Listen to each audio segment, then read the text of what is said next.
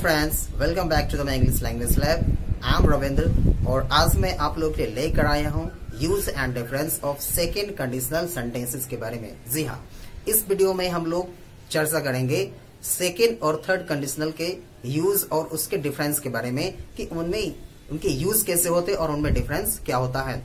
तो पिछले वीडियो में मैंने आप लोगों को बताया था जीरो और फर्स्ट कंडीशनल के बारे में, जैसा कि उसमें मैंने ये भी आप लोगों को बताया था कि इसके टाइप कितने होते हैं, उसका डेफिनेशन क्या होता है, और उसमें हम लोगों ने जीरो और फर्स्ट कंडीशनल के बारे में सीख भी लिया था। तो मुझे उम्मीद है कि आप लोगों ने उस वीडियो को देख लिया होगा। अगर आप नहीं देखे होंगे तो इस वेबसाइट पर आप जाकर के मेरे पिछले वीडियो को देख सकते हैं और उससे आप जीरो और फर्स्ट कंडीशनल सेंटेंस के बारे में सीख सकते हैं।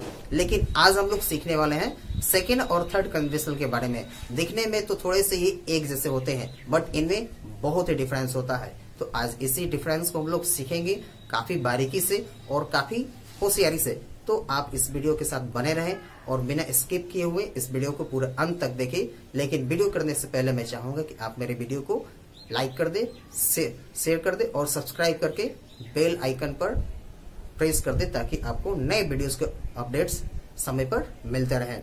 तो आइए अब चलते हैं अपने वीडियो की तरफ।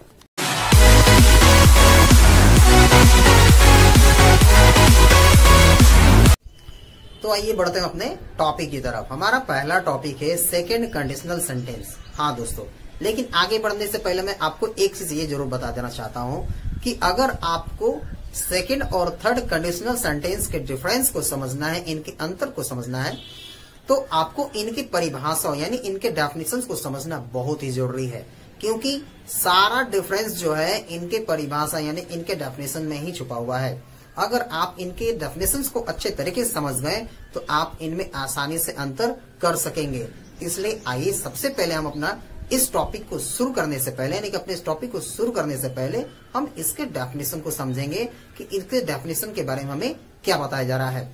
तो जैसा कि दोस्त आप बोर्ड पर देख सकते हैं कि मैंने इस पर लिखा हुआ है, the condition in such sentences expresses the imaginary और अनरियलिस्टिक और very likely possibility of its being.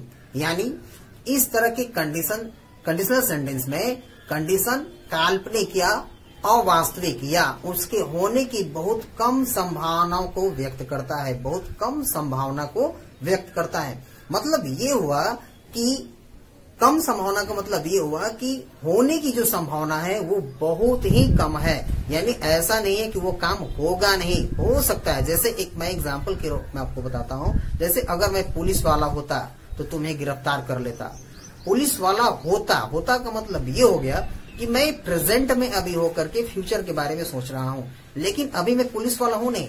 हो सकता है कि अगर मैं मेहनत करूँ तो आगे चल करके मैं पुलिस वाला बन सकता हूँ। यानी यहाँ पर होने की जो संभावना है, यानी कि वो ऐसा नहीं है कि वो बिल्कुल नहीं है। तो इसमें ऐसे ही चीजों के बारे में बात करेंगे। इसको मैंने और भी इसमें बताया है कि इससे हम लोग तीन तरीकों से बनाते हैं। पहला हमारा जो टाइप है उसमें स्टेट ऑफ बीइंग यानी होने की संभावना, जिसका मैंने आपको अभी एग्जाम्पल दिया है। दूसरा इसमें है स्टेट ऑफ पोजीशन यानी अधिकार या पास होने की स्थिति। यानी अगर कोई चीज हमारे जब पास होगा या जिस पर हमारा अधिकार होगा तो उस केस में हम लोग स्टेट ऑफ पोजीशन का इंडिकेटर यानी कि इस रूल को यूज करेंगे। एंड थर्ड पॉइंट है स्टेट ऑफ वर्क यानी जब हम किसी क्रिया के बारे में बात करेंगे तो उस केस में हम लोग इसके स्ट्रक्चर को यूज करेंगे। तो आइए वन बाय वन करके एक एक करके हम लोग इसके यूजेस को देखते हैं और इनके रेफरेंस को यानी इसके एग्जांपल्स को समझते हैं। तो आइए हम बढ़ते हैं अपने first topic state of being यानी होने की अवस्था के बारे में। इस अवस्था में ये सपोज किया जाता है कि यदि हम कुछ होते हैं, अगर कुछ हम होते, हम या किसी को भी हम सपोज कर सकते हैं। जैसे मैं राजा होता, तुम रानी होती, वह चोर होता, तुम सिपाही होते, वह डाकू होता, मैं डॉक्टर होता, तुम इंजीनियर होते, या और भी इस तरह की कोई भी चीज जिसको हम सिर्फ सपोज करते हैं, अभी फिलहाल है नहीं। हाँ, इनकेस फ्यूचर में ये पॉसिबल हो सकता है, कब? जब हम मेहनत उस तरीके का करेंगे तब। ठीक है, तो आइए हम देखते हैं कि इसके स्ट्रक्चर के बारे में क्या लिखा गया है जो हम इसमें स्ट्रक्चर यूज करने वाले हैं।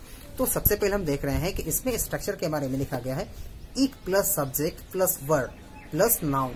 एक चीज ध्यान रखें आप लोग हमेशा कि सब्जेक्ट हमारा चाहे कोई भी हो, फर्स्ट पर्सन का हो, सेकेंड पर्सन का हो या थर्ड पर्सन का हो, वर्ड ही हमें हमेशा यूज करना है, इसमें वर्ड्स का यूज नहीं किया जाता है। यानी इमेजिनरी यानी कि सपोजिशनल सेंटेंस में, काल्पनिक सेंटेंस में हमेशा हम वर्ड का यूज करते हैं, वर्ड्स का यूज नहीं करते हैं।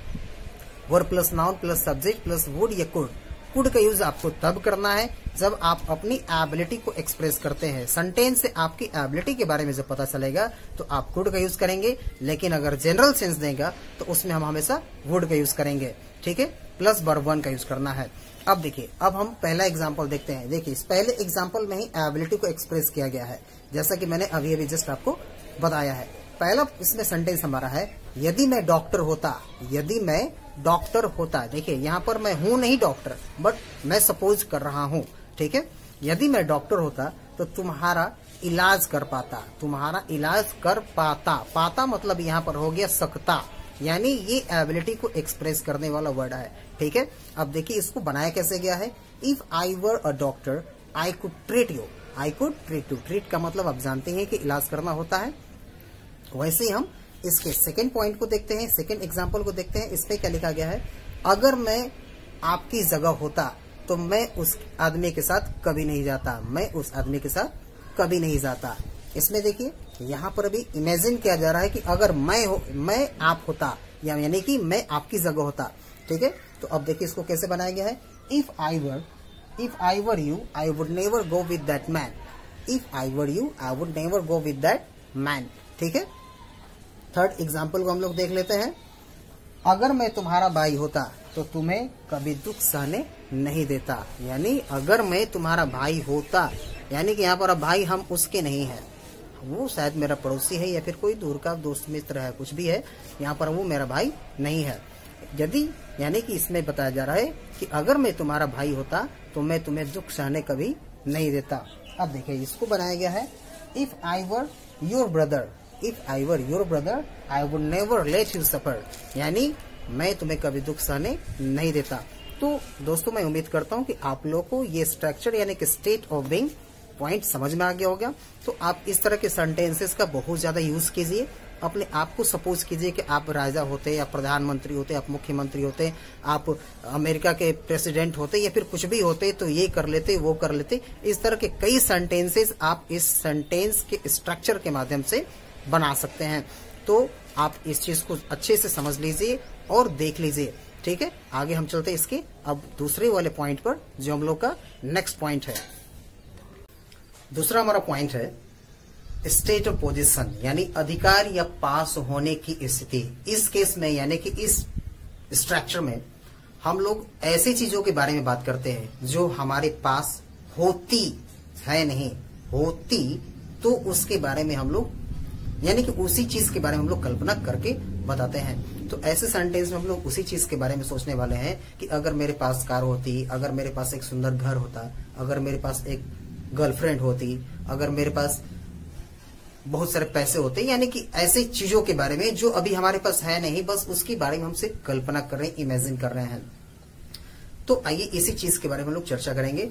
इसमें देखिए मैंने इसका स्ट्रक्चर कुछ अलग तरीका से लिखा, यानी कि इसमें कुछ दूसरा लिखा हुआ है, बाकी का सब कुछ सेम है। बस इसमें आपको चेंज क्या करना है, जो यहाँ पर वर्ड लिखा हुआ था यहीं पर आपको सिर्फ चेंज करना है। सिर्फ यहाँ पर आपको हैड का प्रयोग करना है। जी, हैड का मतलब यानी कि ये पास्ट को इंडिकेट करता है। हैड मतलब हैड, हैव का ये पास्ट फॉर्म होता है हैड, यानी कि हैव का मतलब पास्ट होता है और हैड उसका पास्ट फॉर्म होता है। तो चूंकि हमको इसमें पास्ट पार्टिसिपल से यूज करने, इसलिए हम लोग यहाँ पर हैड का यूज करेंगे। तो आइए हम इसके एग्जाम्पल को देखते हैं कि इसमें एग्जाम्पल किस प्रकार से आने वाले हैं।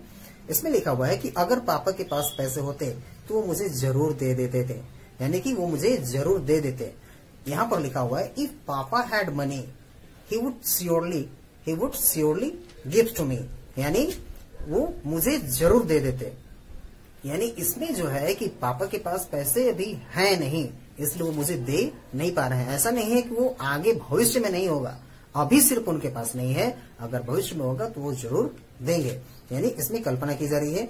नेक्स्ट पॉइंट हम लोग का है, यानी कि नेक्स्ट एग्जाम्पल जो है, यदि मेरे पास कार होता तो मैं तुम्हें घुमाने ले जाता। यानी कि कार होता, ता मतलब हो गया कि यहाँ पर अभी है नहीं, सिर्फ उसके बारे में ही कल्पना की जा रही है।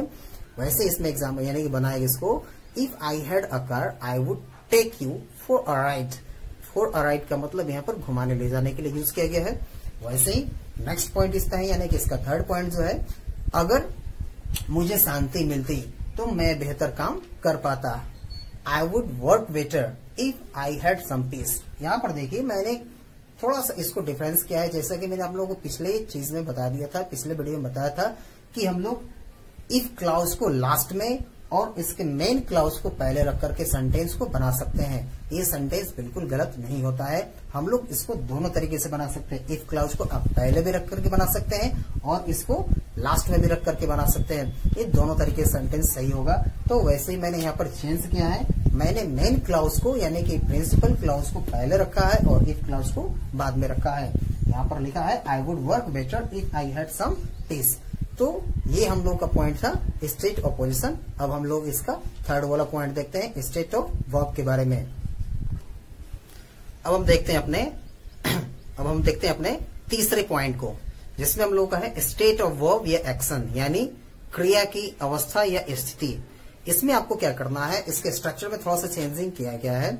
इसमें आपको जो हम लोग वर्ड या हेड यूज करते थे, अब इसका यूज नहीं आपको करना है। इसमें आपको करना है if plus subject plus verb two plus object या कॉम्प्लीमेंट, और बाकी का स्ट्रक्चर आपका ज्यों का त्यों रहेगा, उसमें कोई चेंजिंग नहीं करना है।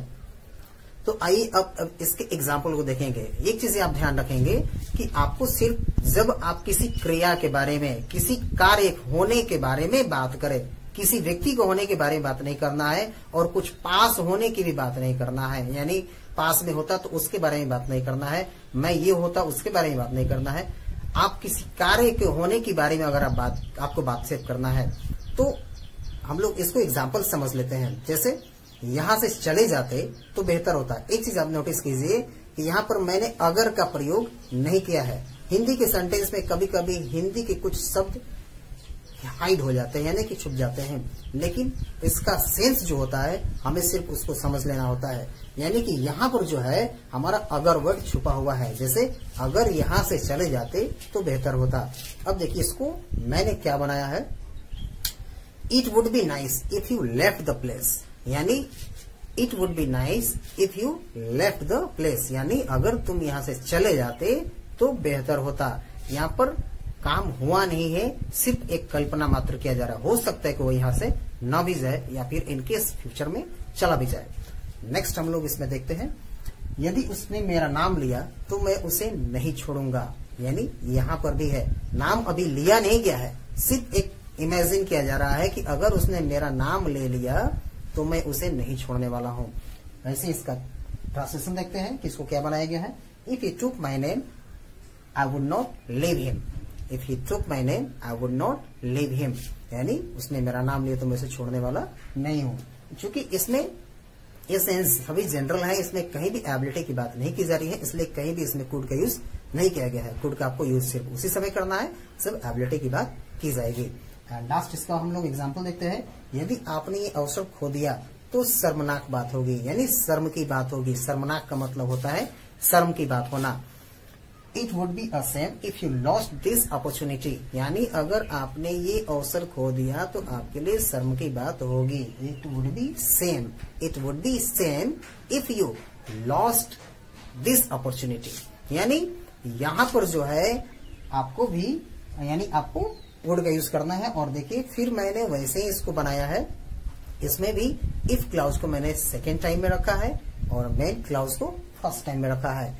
तो मैं उम्मीद करता हूं कि आप लोग को ये सेकेंड कंडीशनल के जो तीनों स्ट्रक्चर्स थे वो अच्छे तरीके से समझ में आ गए होंगे और इनके डिफरेंसेस को भी आप समझ लिए होंगे कि आपको हर स्ट्रक्चर का यूज किन केस में करना है, किस केस में करना है, किस तरह के सेंटेंस के लिए करना है। तो दोस्तों आप इस पर अधिक से अधिक प्रैक्टिस करिए और जितना हो सके आप इस पर सेंटेंस बनाइए, क्योंकि जितना ज्यादा आप प्रैक्टिस करेंगे उतने ही ज्यादा आपके जो कॉन्सेप्ट्स हैं वो बिल्कुल क्लियर होंगे। क्योंकि मैंने पहले भी आपको बताया था कि सेल्फ स्टडी ही सबसे हमारा बेहतर स्टडी होता है और ये स्टडी एक ऐसा स्टडी है जो हमारे हर लेवल को, हर वीक लेवल को काफी इंक्रीज करने में काफी हेल्प करता है। तो आप इस तीनों स्ट्रक्चर से अधिक सेंटेंस सोचिए, अधिक से अधिक इस तरह के सेंटेंसेस के बारे में सोचिए और अधिक से अधिक मेहनत करके उसको बनाइए। अब हम चलते इसके अपने सेकेंड पॉइंट, यानी कि हम लोग का जो इसका थर्ड कंडीशनल सेंटेंस है उस पॉइंट को हम लोग देखने वाले हैं। आप तब तक आप इसको देखिए और इसको समझिए और नेक्स्ट पॉइंट पर हम लोग अब चलते हैं। तो फ्रेंड्स चलते हैं अपने हम सेकेंड पॉइंट यानी थर्ड कंडीशनल सेंटेंस की तरफ। तो सबसे पहले हम लोग इसके भी डेफिनेशन को समझेंगे, जैसा कि हम लोगों ने उसके डेफिनेशन को समझा था। और मैंने आपको पहले ही बताया था कि दोनों में डिफरेंस अगर हमें समझना है तो दोनों के डेफिनेशन को समझना हमारे लिए बहुत ही जरूरी है, क्योंकि इनके डेफिनेशन से ही हमें इनमें अंतर समझ में आने वाला है कि इनमें अंतर क्या है।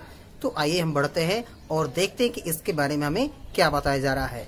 तो मैंने यहाँ पर लिखा हुआ है, it expressed a situation that if it had been completed in the past the work would have been made but not done, that is now only regrets. यानी इसका मतलब ये हुआ कि अगर कोई भूतकाल में काम हो गया होता तो काम बन गया होता। यानी अगर कोई काम भूतकाल में यानी कि पहले बीते समय में, ये देखिए प्रेजेंट की बात नहीं करेगा और ना ही अभी की बात करेगा ना फ्यूचर की बात करेगा, बीते समय की बात बता रहा है। कह रहा है कि अगर भूतकाल में यानी कि पास्ट में अगर कोई काम हो गया होता तो काम बन जाता, पर हो नहीं पाया। अब जैसे भी नहीं हो पाया, चाहे जिस मजबूरी से नहीं हो पाया, अब सिर्फ उसका क्या है, पछतावा रह गया है। यानी अब हमारे पास पछताने के अलावा और कुछ नहीं बचा हुआ है। मैंने इसको हिंदी और इंग्लिश दोनों तरीके से लिखा हुआ है, आप बोर्ड पर देख सकते हैं और इसको अच्छे तरीके से समझ भी सकते हैं। तो दोस्त इसे भी हम लोग 3 तरीके से बनाते हैं, जैसा कि हम लोग ने उसको बनाया था। इसमें भी हमारा state of being, state of position और स्टेट ऑफ वर्ब या एक्शन होगा। तो इसके भी कंडीशंस को हम लोग देखेंगे 1 बाय 1 करके, ठीक है। तो आइए हम चलते हैं इसके रूल्स को देखते हैं कि इनके यूज हमें कैसे करना है। बस इस चीज को आपको बिल्कुल ध्यान रखना है कि इस रूल का यूज यानी थर्ड कंडीशनल सेंटेंस का यूज आपको पछताने यानी कि सिर्फ जो काम पास्ट में नहीं हो पाया और उसके लिए अब सिर्फ पछतावा रह गया है, वैसे चीजों के लिए हमें यूज करना है। जैसे एक एग्जांपल मैं अभी आपको बताता हूँ, जैसे अगर मैंने कड़ी मेहनत की होती तो मेरी नौकरी लग गई होती। यानी कड़ी न मेहनत की गई और न ही नौकरी लगी है। तो इसका मतलब हो गया कि अब सिर्फ हमारे पास पछताने के अलावा कुछ भी हाथ नहीं आने वाला है। तो ऐसे ही चीजों को हम लोग सीखेंगे इस सेंटेंस में, इस पॉइंट के माध्यम से। तो आइए और हम चलते हैं अपने इस पॉइंट को और देखते हैं 1 बाय 1 करके इसके स्ट्रक्चर्स को कि हमें इसको कैसे बनाना है। तो चलिए हम आगे बढ़ते हैं। तो आइए हम समझते हैं इसके first point, state of being यानी होने की अवस्था के बारे में, और देखते हैं कि इसके स्ट्रक्चर के बारे में क्या लिखा गया है और ये किस तरीके से इसके एग्जांपल्स दिए गए हैं और इसको किस तरीके से बनाया गया है। तो सबसे पहले हम देखते हैं इसके स्ट्रक्चर के बारे में कि स्ट्रक्चर पर क्या लिखा हुआ है। हम देख सकते हैं कि if plus subject plus had been plus dot dot plus subject plus would have या कुड हैव प्लस वर्ब 3 का प्रयोग किया गया है।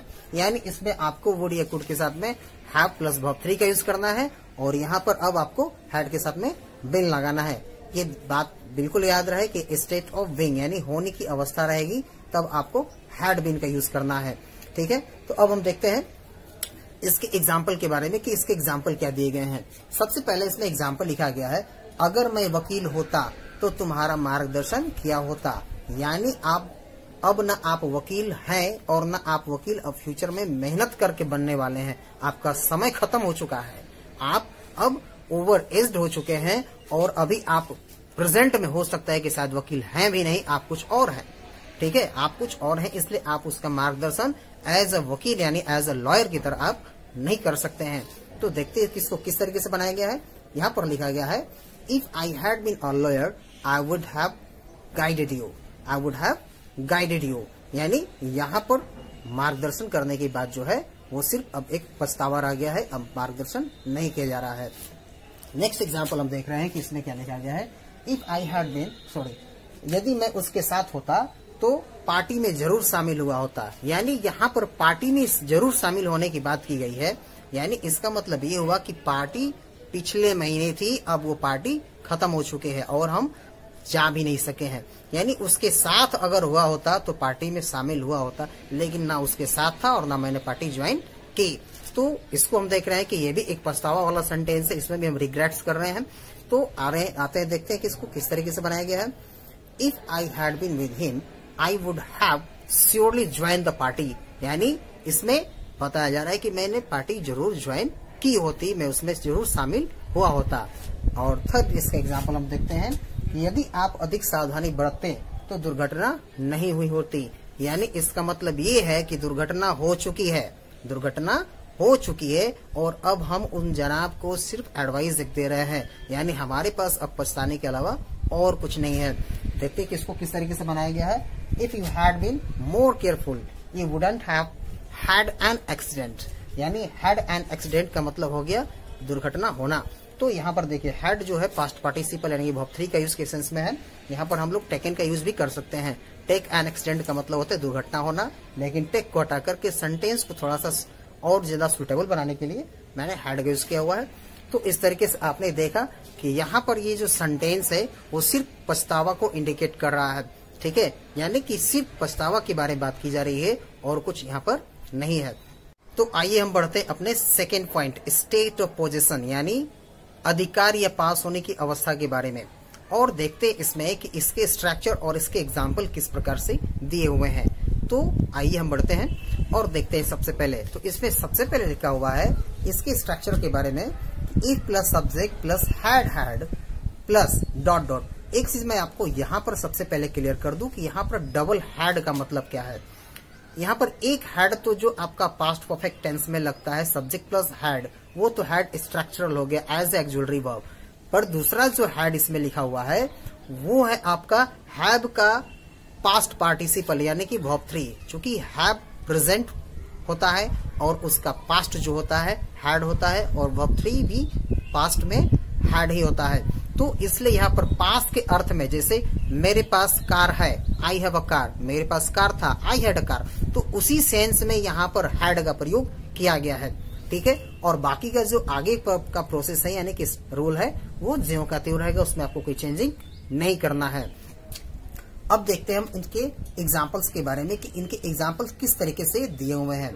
तो सबसे पहले इसमें एग्जाम्पल दिया हुआ है, अगर उसके पास कोट होता तो वह पहनकर आया होता, यानी ना यहाँ पर कोट था और ना ही वह पहनकर आया था, यानी आने का भी काम बीत चुका है और कोट नहीं रहने का भी काम बीत चुका है। यहाँ पर अब सिर्फ पछतावा की बात की जा रही है। देखते इसको कैसे बनाया गया है। If he had had a coat he would have come wearing it, यानी अगर उसके पास कोट होता तो वह पहनकर आया होता। सेकेंड एग्जाम्पल हम लोग देख रहे हैं कि इसमें लिखा हुआ है, यदि मेरे पास उसका नंबर होता तो कल मैं उसे फोन किया होता, यानी कल की बात, यानी कि देखिए पास्ट है यहाँ पर, कल की बात की जा रही है, तो कल यहाँ पर उसका नंबर नहीं रहने की वजह से फोन नहीं किया गया है। अब देखते हैं इसमें भी पछतावा ही है, तो फिर हम इसको देखते हैं कि इसे किस तरीके से बनाया गया है। If I had had her number I would have found her yesterday, I would have found her yesterday. अब हम देखते हैं इसमें तीसरा पॉइंट इसमें क्या लिखा हुआ है। इसमें लिखा है, अगर मेरे पास ज्यादा पैसे होते तो मैं उन लोगों की मदद किया होता, यानी इसका मतलब ये हुआ कि ना मेरे पास ज्यादा पैसे थे और ना मैं उनकी मदद कर पाया था, यानी यहाँ पर भी सिर्फ पछतावा की बात की जा रही है और यहाँ पर भी पास की बात की जा रही है। एक चीज ये भी आप लोग बिल्कुल ध्यान रखें कि हर यानी कि तीनों सेंटेंस पास के अर्थ में आए हुए हैं, ठीक है। अब इसको देखते हैं कि इसे कैसे बनाया गया है। If I had had a lot of money I would have helped them, यानी अगर मेरे पास पैसे हुए होते तो मैं उनकी मदद किया होता। तो मुझे उम्मीद है कि आप लोग को ये तीनों एग्जाम्पल से आसानी से ये चीज समझ में आ गया होगा कि हैड का यूज आपको किस तरीके से करना है, और वो भी थर्ड कंडीशनल सेंटेंस में। तो अब चलते हैं इसके थर्ड एंड लास्ट पॉइंट पर। तो आइए हम देखते हैं उसके पॉइंट को। तो अब हम बढ़ते हैं अपने थर्ड यानी लास्ट पॉइंट की तरफ, जिसका नाम है स्टेट वर्ब या एक्शन यानी क्रिया की अवस्था। आइए अब हम देखते हैं इसके स्ट्रक्चर को कि इसके स्ट्रक्चर में किस तरीके से डिफरेंस किया गया है। तो सबसे पहले हम इसके स्ट्रक्चर को देख लेते हैं, इसका रोल क्या लिखा गया है। If plus subject plus had plus verb 3 plus object A complement, और बाकी का आपका ज्यों का त्यों प्रोसेस होगा। तो जैसा कि आप देख रहे हैं कि इसमें हैड प्लस वर्ब 3 का यूज करना है, क्योंकि ऊपर में ही आपको पहले से लिख गया है स्टेट ऑफ वर्ब यानी एक्शन, यानी कि जब कोई आपको एक्शन यानी कि क्रिया के बारे में बात करना है तब आपको ये स्ट्रक्चर यूज करना है। तो आइए अब इसके एग्जाम्पल्स को हम लोग समझ लेते हैं कि इसके एग्जाम्पल किस तरीके से आएंगे और ये पिछले वाले स्ट्रक्चर से किस प्रकार से अलग है। तो देखते हैं हम लोग, पहला एग्जाम्पल इसमें लिखा हुआ है, अगर उसने शादी की होती तो उसका एक परिवार होता। अगर उसने शादी की होती तो उसका एक परिवार होता। इसका मतलब ये हुआ है कि उसने ना शादी की और ना उसका कभी कोई परिवार हुआ, यानी कि अब वो ओवर एज्ड हो चुका है। वो अब शादी करने का जो एज लिमिटेड है वो भी पार कर चुका है। अब उसकी शादी होने वाली नहीं है और ना अब उसका कोई परिवार है, यानी वो सिर्फ पछतावा कर रहा है। तो देखते हैं कि इसको कैसे बनाया गया है। लिखा गया है, if he had married he would have a family, यानी अगर उसने शादी की होती तो उसका एक परिवार होता। एक और एग्जाम्पल दूसरा हम देखते हैं, यदि मुझे मालूम होता कि दूसरी नौकरी ढूंढना कितना मुश्किल है तो मैं नौकरी नहीं छोड़ता। यानी यहाँ पर नौकरी छोड़ करके पछताया जा रहा है, नौकरी छोड़ करके पछताया जा रहा है, क्योंकि अब दूसरी नौकरी मिलनी काफी मुश्किल हो चुकी है। तो अब देखते हैं कि इसको कैसे बनाया गया है। इसमें लिखा गया, I wouldn't have left my job if I had known how difficult it is to find another one. यानी इसमें ये बताया जा रहा है कि नौकरी छोड़ने के बाद अब मुझे पछतावा हो रहा है, क्योंकि मुझे अब दूसरी नौकरी जल्दी मिल नहीं रही है। और लास्ट इसका हम लोग जो एग्जाम्पल है वो देख लेते हैं। इसमें लिखा है, यदि मैंने धन बचाया होता तो मैं धनी होता। यानी इसका मतलब ये है कि उसने धन बहुत कमाए लेकिन बचाया कुछ भी नहीं, यानी वो सब खर्च कर दिया, उसने सब लुटा दिया और इसलिए वो कभी धनी हो नहीं पाया। आज उसे अपने उस चीज का काफी पछतावा हो रहा है। अब देखते हैं कि इसको कैसे बनाया गया है। If I had saved money I would have been rich. यानी उसने कहा कि यदि मैंने धन बचाया होता तो मैं धनी हुआ होता।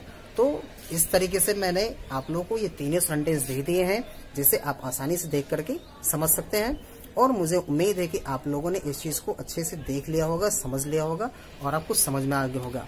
तो फ्रेंड्स, मैं उम्मीद करता हूँ कि आज मैंने जो भी टॉपिक्स आप लोगों को पढ़ाया, जिसमें हम लोग सेकेंड और थर्ड कंडीशनल सेंटेंस के जिस बारे में जो हम सीखे हैं, तो अगर आप लोगों को ये चीज अच्छा लगा होगा तो आप इसको अधिक से अधिक शेयर कीजिए, मेरे वीडियो को लाइक करें और प्लीज सब्सक्राइब करें, ताकि आपको मेरे अगले वीडियोस के नोटिफिकेशंस हमेशा मिलते रहें। तब तक के लिए बाय, टेक केयर।